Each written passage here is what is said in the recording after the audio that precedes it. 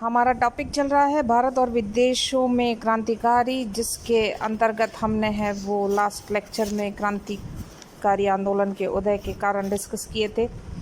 आज हम देखें क्रांतिकारियों की कार्यप्रणाली। क्रांतिकारी ब्रिटिश सरकार से घृणा करते थे क्योंकि उनका कहना था कि ब्रिटिश सत्ता पाश्विक शक्ति पर स्थिर है और यदि हम अपनी पराधीनता से मुक्त होने के लिए पाश्विक शक्ति का प्रयोग करते हैं तो वह सर्वथा उचित है। उनकी कार्यप्रणाली में अग्रलिखित बातें सम्मिलित थी, जिसमें प्रथम आता है प्रचार के द्वारा शिक्षित वर्ग के मस्तिष्क में दासता के प्रति घृणा का भाव उत्पन्न करना। दूसरा, संगीत, नाटक और साहित्य के माध्यम से बेकारी और भूख से त्रस्त लोगों को निडर बनाकर उनमें मातृभूमि एवं स्वतंत्रता के प्रति प्रेम भाव उत्पन्न करना। तीसरा, ब्रिटिश सरकार को आंदोलन एवं प्रदर्शनों के माध्यम से परेशान करना। चौथा, बम बनाना, बंदूकें आदि उपलब्ध रखना तथा विदेशों से चोरी छिपे अस्त्र शस्त्र प्राप्त करने का प्रयत्न करना। फिफ्थ, चंदा दान तथा राजनीतिक डकैतियों द्वारा धन का प्रबंधन करना। आतंकवादी लोग क्रांतिकारी साहित्य द्वारा अपने विचारों का प्रचार प्रसार करके शिवाजी और भवानी की पूजा द्वारा विदेशी शासन के मन में आतंक उत्पन्न करते थे। उनका साहित्य गोपनीय स्थान पर निष्ठावान कार्यकर्ताओं द्वारा मुद्रित किया जाता और उन्हीं इतनी ही सावधानी के साथ वितरित भी किया जाता था, क्योंकि सरकारी गुप्तचर क्रांतिकारी साहित्य को वितरित करने वालों को पर भी कड़ी निगाह रखते थे। पकड़े जाने पर भयंकर यातनाएं दी जाती थी। किसी के घर से क्रांतिकारी साहित्य का मिलना भी संगीन अपराध माना जाता था। क्रांतिकारियों को यह निर्देश होता था कि वे अक्सर मृत्यु की परछाई की भांति अदृश्य रहकर अवसर मिलते ही अंग्रेज अधिकारियों पर घातक वार करें। क्रांतिकारियों ने एक पुस्तक प्रकाशित की थी जिसमें कहा गया था कि यूरोपियनों को गोली मारने के लिए अधिक शक्ति की आवश्यकता नहीं है। छिपे तौर पर शस्त्र और हथियार तैयार किए जा सकते हैं और भारतीयों की हथियार बनाने का कार्य सीखने के लिए विदेशों में भेजा जा सकता है। क्रांतिकारी आंदोलन के प्रारंभिक व्यय के लिए चंदा प्राप्त किया जाए और जो काम बढ़े समाज के धनिक वर्ग से बलपूर्वक धन वसूल किया जाए। चूँकि इस धन का प्रयोग समाज कल्याण के लिए होगा, अतः हमारी कार्यवाही उचित होगी। राजनीतिक डकैती कोई पाप नहीं है। अपने उद्देश्यों की पूर्ति के लिए क्रांतिकारियों ने अनुशीलन समिति स्टडी सर्कल्स स्थापित किए थे, जहां क्रांतिकारी सदस्यों को भारतीय इतिहास और संस्कृति का ज्ञान कराया जाता था। राजद्रोहात्मक सिद्धांतों की शिक्षा दी जाती थी। प्रशासनिक प्रशिक्षण भी दिया जाता था। प्रत्येक सदस्य को मां काली के समक्ष यह शपथ लेनी होती थी कि वे अपना काम पूरी ईमानदारी और निष्ठा के साथ करेंगे। किसी भी स्थिति में दल की गोपनीय गतिविधियों को उजागर नहीं किया जाएगा। पकड़े जाने पर और बाद में पुलिस हिरासत में लिए जाने, यातनाओं देने के उपरांत भी वे न तो अपने साथियों के बारे में कुछ बताएंगे और न सरकारी मुखबिर ही बनेंगे। नए सदस्यों पर काफ़ी समय तक वरिष्ठ क्रांतिकारियों की नेता सतर्क निगरानी रखा करते थे। क्रांतिकारी आंदोलन का विकास। भारत में सशस्त्र संघर्ष का इतिहास काफ़ी पुराना है। विदेशी राज्य से मुक्ति पाने के लिए भारतीयों ने समय समय पर कई तरीके अपनाए थे। 1857 ईस्वी में उन्होंने अपने कुछ राजाओं, धार्मिक नेताओं, बेदखल जमींदारों,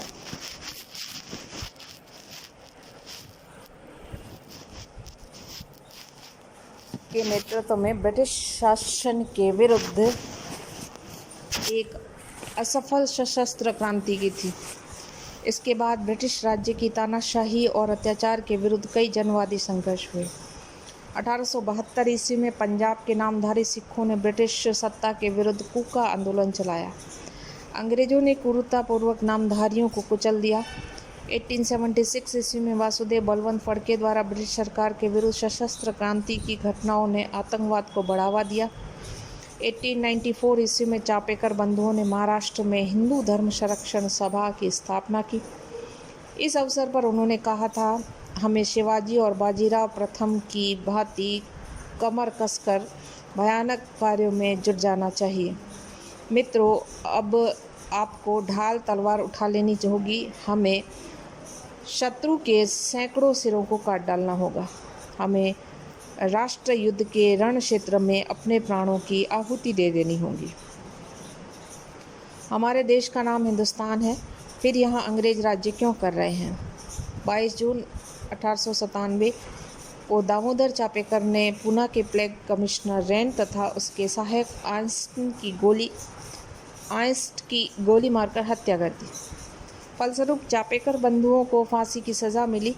ये सभी घटनाएं क्रांतिकारी आंदोलन का ही एक अंग थी।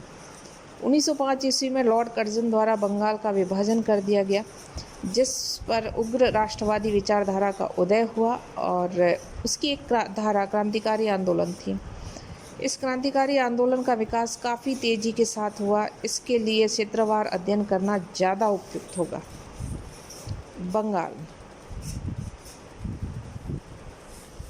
बंगाल की क्रांतिकारी गतिविधियां देखें तो बंगाल क्रांतिकारी आंदोलन का प्रमुख केंद्र रहा था। यहाँ के समाचार पत्र भी क्रांतिकारी आंदोलन के अग्रदूत रहे। 1906 में बारिंदर कुमार घोष, अरविंद कुमार घोष के छोटे भाई और भूपेंद्र दत्त, स्वामी विवेकानंद के छोटे भाई, ने मिलकर युगांतर नामक पत्र शुरू किया। इसका मुख्य उद्देश्य क्रांतिकारी भावना का प्रचार करना था। शीघ्र ही यह पत्र इतना लोकप्रिय हो गया कि इसकी 50,000 प्रतियां प्रतिदिन बिकने लगी। इसके अलावा संध्या और नवशक्ति जैसे दूसरे पत्र भी क्रांतिकारी विचारों को फैला रहे थे। इन पत्रों में छपने वाले देशभक्ति से ओतप्रोत गीतों और साहित्य ने क्रांतिकारी भावना को प्रोत्साहित करने में महत्वपूर्ण भूमिका अदा की। बारिंदर कुमार घोष के लेख आग उगला करते थे। एक लेख में उन्होंने लिखा, मित्रों, सैकड़ों और हजारों व्यक्तियों की दास्ता अपने रुधिर की धार से बहाने को तैयार हो जाओ। बंगाल में क्रांतिकारियों का पहला प्रमुख संगठन था अनुशीलन समिति। 24 मार्च 1903 को इसकी स्थापना हुई। संस्थापक थे सतीश चंद्र बसु। बाद में बैरिस्टर प्रमन्नाथ मित्र इसका नेतृत्व किया। धीरे धीरे समूचे बंगाल में इसकी लगभग 500 के करीब शाखाएं स्थापित हो गई। अरविंद घोष, जतीन्द्रनाथ बंदोपाध्याय यानी कि जतिन उपाध्याय, चित्तरंजन दास, सिस्टर निवेदिता, बारिंदर घोष, अविनाश भट्टाचार्य आदि अनेक क्रांतिकारी समिति से जुड़े हुए थे। अनुशीलन समिति की स्थापना एक व्यायामशाला के रूप में हुई, परंतु ये समिति कुछ कार्य खुले में और कुछ गुप्त रूप से करती थी। वह जगह जगह क्लब अथवा केंद्र खोलकर नौजवानों को ड्रिल और तरह तरह के व्यायामों की लाठी, तलवार, कटार आदि चलाने की, घुड़सवार और तैरने की तथा कहीं कहीं पर मुक्केबाजी की शिक्षा देती थी। ये काम खुलेआम किए जाते थे और नौजवानों को आकर्षित करते थे। इन्हीं नौजवानों में से चुनकर कुछ लोगों के गुप्त क्रांतिवादी कार्यों में भी उनको लगाया जाता था। 1905 में बंगभंग से संबंधित स्वदेशी आंदोलन से गुप्त क्रांतिकारी कार्यों को बल मिला। सैकड़ों नौजवान अनुशीलन समिति के सदस्य बन गए और बंगाल के विभिन्न हिस्सों में उसकी सैकड़ों शाखाएं खुल गई। परंतु कुछ नामी नेता विपिन चंद्र पाल, चित्तरंजन दास आदि समिति से अलग भी हो गए। अब समिति ने कुछ पुस्तकों का प्रकाशन करवाकर उन्हें वितरित करना शुरू किया। 1905 में भवानी मंदिर नामक पुस्तक प्रकाशित हुआ, जिसमें शक्ति भवानी काली की पूजा पर जोर दिया गया। वर्तमान रणनीति उनकी दूसरी पुस्तक, जिसमें जोर देकर कहा गया कि भारत की स्वतंत्रता के लिए फौजी शिक्षा और युद्ध आवश्यक है। युगांतर के कई चुने हुए लेखों का संग्रह मुक्ति कौन पंथे नामक पुस्तक में प्रकाशित किया गया। बंकिम चंद्र चट्टोपाध्याय ने आनंद मठ नामक उपन्यास को भी काफ़ी प्रचारित किया। इन्हीं दिनों में वंदे मातरम, न्यू इंडिया आदि क्रांतिकारी समाचार पत्र भी निकलने लगे। राजनीतिक प्रचार के साथ साथ क्रांतिकारियों ने अस्त्र शस्त्र एकत्रित करने की तरफ भी अपने प्रयास जारी रखे और बारिंदर कुमार घोष उनके साथियों ने 11 रिवॉल्वर, 4 राइफल और 1 बंदूक इकट्ठी की। इस गुट में शामिल होने वाले उल्लास दत्त ने बम बनाना सीखा था। उनकी सहायता से कलकत्ता के मानिक तला मोहल्ले के एक मकान में बम बनाने का एक छोटा सा कारखाना खोला गया। हेमचंद्र दास जो पेरिस से बम बनाना सीख कर आए थे, सरकार ने क्रांतिकारियों को अत्यधिक तंग करना शुरू किया, तो क्रांतिकारियों ने भी सरकारी अधिकारियों को दंड देने का निश्चय कर लिया। पहला बम पूर्व बंगाल के क्रूर गवर्नर सर बैमफील्ड फुलर को मार डालने के लिए तैयार किया गया था। इस काम को अंजाम देने के लिए प्रफुल्ल चाकी को सौंपा गया। प्रफुल्ल अपने इस काम में असफल हो गए। इसके बाद 6 दिसंबर 1907 को बंगाल के गवर्नर की ट्रेन को मेदिनीपुर के पास उड़ा देने की कोशिश की गई, किंतु ट्रेन सिर्फ पटरी से उतर गई, कोई हताहत नहीं हुआ। 23 दिसंबर 1907 को ढाका के मजिस्ट्रेट को गोली मार दी गई। उसके बाद 30 अप्रैल 1908 को मुजफ्फरपुर में खुदीराम बोस और प्रफुल्ल चाकी ने जिला जज D.H. किंग्सफोर्ड को ख़त्म करने के लिए बम फेंका। किंग्सफोर्ड पहले कलकत्ता में चीफ प्रेसिडेंसी मजिस्ट्रेट रह चुका था और उसने क्रांतिकारियों को बड़े अमानवीय दंड दिए थे। युगांतर, वंदे मातरम, संध्या और नवशक्ति समाचार पत्रों से संबंधित लोगों को भी सजाएं दी गई। एक क्रांतिकारी सुशील कुमार सेन को 15 मैत मारने की सजा, जिनका कोई अपराध नहीं था। दुर्भाग्यवश जिस घोड़ा गाड़ी बम फेंका गया था उस किंगफोर्ड्स गाड़ी में मिलती जुलती थी। मिस्टर कैनेडी की गाड़ी थी। गाड़ी में उसकी पत्नी और पुत्री थी। वे दोनों ही मारे गए। खुदीराम बोस और प्रफुल्ल चाकी घटनास्थल से तो भाग निकले, परंतु पश्चात पुलिस ने उन्हें घर दबोचा। 1 मई को खुदीराम को वाइनी स्टेशन पर गिरफ्तार कर लिया गया। 11 मई 1908 को फांसी दे दी गई। प्रफुल्ल चाकी को समस्तीपुर स्टेशन पर पहचाना गया था, परंतु जब उसने देखा कि पुलिस से बचना संभव है तो उन्होंने अपने आप को गोली मार दी। क्रांतिकारियों ने नंदलाल नामक पुलिस दरोगा को, जिसने खुदीराम को पकड़ा था, गोली से उड़ा दिया। इस घटना के बाद कलकत्ता पुलिस ने क्रांतिकारियों के अनेक अड्डों पर छापे मारे। पुलिस ने मानिक तल्ला के कारखाने पर छापा मारा, हथियारों को जब्त कर लिया। ब्रिटिश साम्राज्य के विरुद्ध षड्यंत्र करने के अपराध में 30 लोगों पर अभियोग लगा। बाद में 6 से 7 लोगों को और सम्मिलित किया गया। ये मुकदमा अलीपुर षड्यंत्र केस अथवा मानिक तल्ला षड्यंत्र केस के नाम से प्रसिद्ध हुआ। इस अभियोग की सुनवाई के दौरान नरेंद्रनाथ गुस्साई मुखबिर बन गया और वह अपनी गवाही दे पाता उससे पहले ही कन्हैयालाल दत्त और सत्येंद्रनाथ बोस ने उसे जेल में ही मौत के घाट उतार दिया। उन दोनों को बाद में फांसी दे दी गई।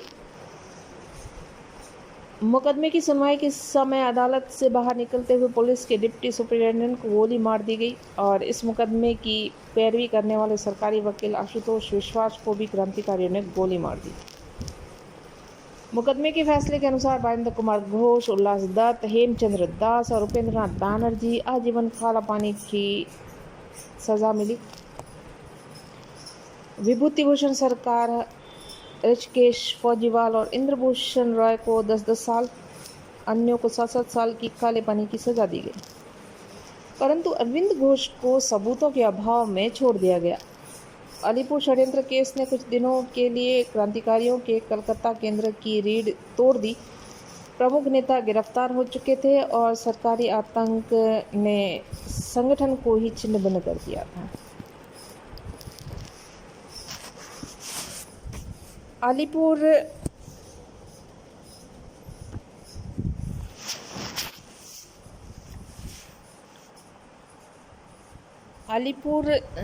षड्यंत्र केस के बाद क्रांतिकारी कार्यों का केंद्र अब कलकत्ता न रहकर ढाका बना, जहां पुलिनदास और यतीन्द्रनाथ मुखर्जी क्रांतिकारियों के नेता थे। अगस्त 1910 में पुलिनदास को ढाका षड्यंत्र केस में गिरफ्तार कर लिया गया। इस केस में उन्हें 7 साल की काले पानी की सज़ा दी गई। अब 12 साल क्रांतिकारियों का केंद्र बना। प्रथम कलकत्ता था, दूसरा ढाका बना, अब तीसरा केंद्र आता है 12 साल। मई 1913 में 12 साल षड्यंत्र केस चला और कई क्रांतिकारियों को सख्त सजाएं दी गई। यद्यपि सरकार ने क्रांतिकारियों की शक्ति को तोड़ने की पूरी कोशिश की, फिर भी वे अपने काम में कामयाब नहीं हो पाए और क्रांतिकारियों को पूर्ण रूप से ब्रिटिश गवर्नमेंट के द्वारा कुचला नहीं जा सका।